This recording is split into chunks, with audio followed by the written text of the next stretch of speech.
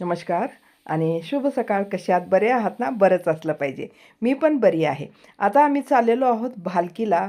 भालकीला का? तर तिथे एक मराठी साहित्य मंडळ आहे.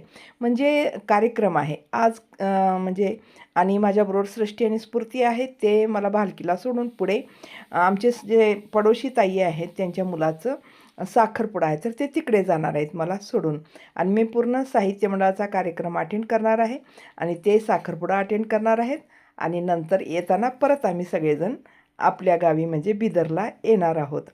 तर चला मग दाखवते कर्नाटकामध्ये कशाप्रकारे मराठीची जोपासना केली जाते, मराठी भाषेला कसं महत्त्व दिलं जातं आणि त्याचं संगोपन करण्यासाठी काय काय प्रयत्न केले जातात. म्हणजे सीमा भागातले आम्ही असल्यामुळे आम्हाला मराठी भाषेला जपावं लागतं आणि त्याची संगोपन करावं लागतं. त्याला महत्त्व देऊन त्याच्या वाढीसाठी काय काय प्रयत्न आम्हाला करावे लागतात. तर पाहूत आता तुम्ही पण पहा कसे कसे कार्यक्रम झालेले आहेत ते. आता आम्ही पोहोचलेलो आहोत कार्यक्रमामध्ये. मला सोडून ते भाषा गेलेले आपल्याला आहेत शिकायला पुढे. मिळावी या उद्देशाने हा प्रयत्न झाला आणि सक्सेस झालाय. पण याची दुर्दशा तुम्हाला सांगायची म्हणजे 2018 मध्ये हा सुरू झालाय. थर्ड लँग्वेज शिकवण्यासाठी आम्हाला परमिशन मिळाली सरकारकडून. आमचं सरकार देतं, प्रयत्न केला पाहिजे एवढं, कोणतं नाही म्हणत नाही. फक्त आपले पामलेट छापले, आता जीव झालेला आहे. 10 ते 20,000 पामलेट छापले. मराठी भाषेतून शिकलं तर आपल्याला किती फायदे आहे. आणि गाणे शिकत असताना मराठी भाषा आपण शिकली पाहिजे. एक याच्यासाठी जीव झालेला आहे. कृपया याची नोंद घ्यावी आणि प्रत्येक मराठी भाषिकांनी आपल्या मुलांना थर्ड लँग्वेज मराठी घ्यायला सांगावं, जी मुलं चांगली आणि इंग्रजी भाषेमध्ये शिकत आहेत. जीव झालाय 1918 मध्ये 2018 मध्ये. लाजीरवाणी दोष कुठल्या कर्नाटकामध्ये म्हणजे लोकप्रतिनिधींना मराठी मतदार चालतात, पण मराठी भाषेच्या बद्दल ते फारसं काही बोलत नाहीत. त्यांना टाळ्या बांधण्याचं काम हे चॅनल करते, हे अतिशय कौतुकास्पद आहे. आणि कर्नाटकामध्ये मराठी चॅनल हे अतिशय चांगली बाब आहे.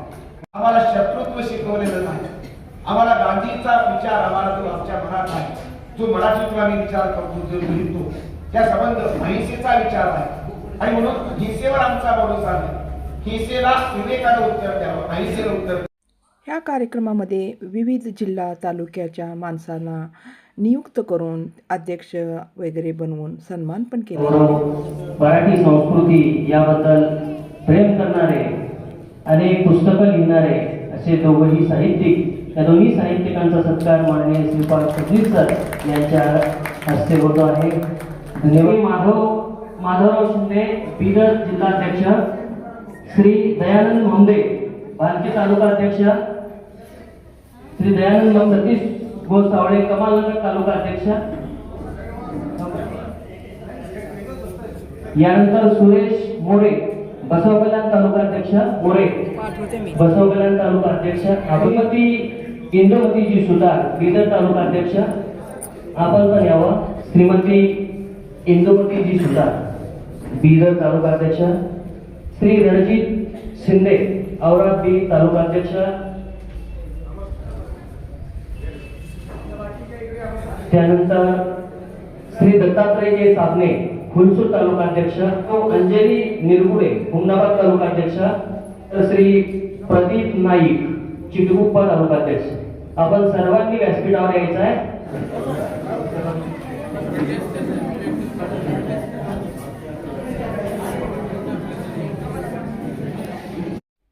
अशा प्रकारे कार्यक्रमात सन्मान पण केला गेला आणि पुढे कार्यक्रम अजून होणारच आहे. तोपर्यंत जेवणाची वेळ झालेली होती आणि त्या काळामध्ये फोटो वगैरे आम्ही काढून घेतली.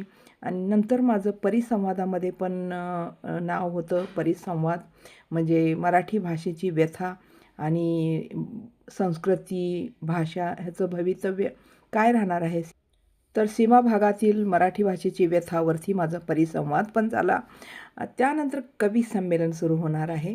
तर ऐका तुम्ही इथल्या लोकांनी किती छान प्रकारे कविता केली ते तुम्ही आता जरूर ऐका. चला मग. इथला आम्ही राहायचा भाग म्हणजे सीमा भाग आहे आणि इथं मराठीकडे सरकारकडून काहीच अनुदान मिळत नाही. दुर्लक्ष केलं जातं मराठी भाषेकडे. त्यामुळे ही चळवळ असते आमची. आईच्या कुशीमध्ये वांदे येते, पित्याच्या चरणासाठी पाखंडे येते.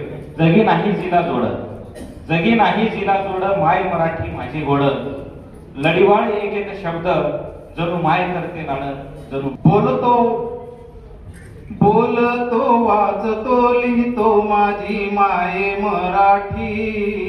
भाषा मराठी अभिजात दर्जामुळे आली भरभराटी. माझ्या माये मराठीची किमयाच न्यारी. माझी माये मराठी हो जगात भारी. नमस्ते, माझे नाव विराता शुभांगी विजयकुमार. मी श्री हौगे स्वामी महाविद्यालय उदगीर येथून आलेली आहे. मी इयत्ता तृतीय वर्षात शिकत आहे. माझ्या कवितेचे शीर्षक आहे मुलीच्या पापाची व्यथा. रात्रभर झोप नाही, डोळ्यात तिची छबी. हसतंय लेकरू माझं आज परक्याची बनली कळी. जिच्या हातात दिले पेन, शिकवले अक्षरांचे सूर. अरे मराठी माणसा जीवन हे सार जगताना. अरे मराठी माणसा जीवन हे सार जगताना कधी रडायचं नसतं. उरी वेदना होताना सदाच हसायचं असतं. बोलायचं राहून गेलं, खूप काही सांगायचं राहून गेलं. मनाची फुंकर घालण्याआधी प्रेमाचं पाखरू उडून गेलं. गायनास कोकिलेला बोलवणार होतो. पक्वांना सुगरणीस आमंत्रित करणार होतो. स्वयंपाक करण्याआधी चुलीतलं विस्तू विजून गेलं. प्रेमाचं पाखरू उडून गेलं. लेक आनंदाचं लेना, लेक नभाचं चांदणा. लेक आनंदाचं लेना, लेक नभाचं चांदणा. लेक देवाचं गदान, लेक सुंदर सपना. लेक देवाचं गदान, लेक सुंदर सपना. तिच्या पायाच्या ठशात होई आयुष्याचं सोना. तिच्या पायाच्या ठशात होई आयुष्याचं सोना. लेक बापाची सावली, लेक प्रेमाचं गधना. डिजिटल दुनियेत जगतोय जीवन. ऑनलाईन ऑफलाईन जगतोय जीवन. डाऊनलोड करून जगतोय जीवन. खूप विरळ झालंय मित्रा, चांगले माणसं कमी दिसतात. चांगले माणसं कमी दिसतात. विचारवंतांना मारशील तू, पण पुस्तकांना गोळ्या घालता येत नसतात. मरणालाही ज्याने लाजवले, बघता ते स्वाभिमानाची ताकद. वेदना त्या चित्त थरारत, घाम फुटले पाषाणाचा. तरीही जो न झुकला, मरणही तेथे कोशाळले. अशा कार्यक्रमामध्ये पहा किती छान कला बाहेर येते माणसाची. म्हणजे कविता करणारे इथं सीमा भागातसुद्धा खूप आहेत. मराठीकडे सरकारचं लक्ष नसतं. मराठी शाळा बंद पडत आहेत. मराठीची खूपच दुर्दशा असते. तरी पण जे मराठी माणूस आहे, ज्याची मातृभाषा मराठी आहे, तो अजूनही मराठीची जोपासना करतो. मराठीला सांभाळून ठेवण्याचा प्रयत्न करत असतो. तर अशा कार्यक्रमाद्वारे ही आमची जी मराठीला वाचवण्याची चळवळ जी आहे तर चालू असते. तर चला मग आजच्या व्हिडिओला मी इथंच संपवते.